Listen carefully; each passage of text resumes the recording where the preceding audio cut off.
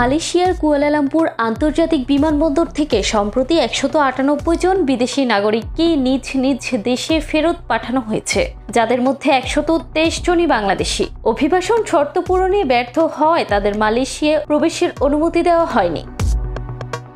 শুক্রবার সকালে দেশটির সংবাদ মাধ্যম মালয় মেল এর এক প্রতিবেদনে জানানো হয়, পর্যাপ্ত অর্থ না থাকা, আবাসনের আগাম বুকিং না থাকা এবং সফরের উদ্দেশ্য অস্পষ্ট হওয়াকে এই সিদ্ধান্তের প্রধান কারণ হিসেবে উল্লেখ করেছে কর্তৃপক্ষ।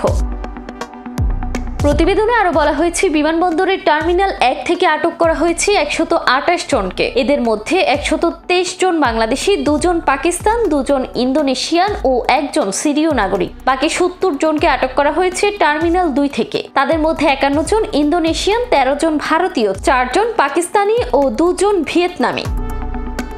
মালয়েশিয়ান সীমান্ত নিয়ন্ত্রণ ও সুরক্ষা সংস্থার মহাপরিচালক দাতুক সেরি মোহাম্মদ সুহেইলি মোহাম্মদ জাইন জানান, যাদের প্রবেশ প্রত্যাখ্যান করা হয়েছে তাদের নট টু ল্যান্ড প্রক্রিয়ার মাধ্যমে নিজ দেশে পাঠিয়ে দেওয়া হবে। এই কাজটি সংশ্লিষ্ট এয়ারলাইন্সগুলোই সম্পূর্ণ করবে। তিনি আরো জানান, আটক ব্যক্তিদের মধ্যে কয়েকজনের মোবাইল ফোনে এজেন্সির কর্মকর্তাদের ছবি পাওয়া গেছে, যা মানব পাচার সিন্ডিকেটে সংশ্লিষ্টতার আশঙ্কা তৈরি করছে। তার ভাষায়, এসব ছবি সম্ভবত মালয়েশিয়ায় ঢোকার সময় নিরাপত্তা বাহিনীর নজর এড়ানোর কাজে ব্যবহৃত হতো।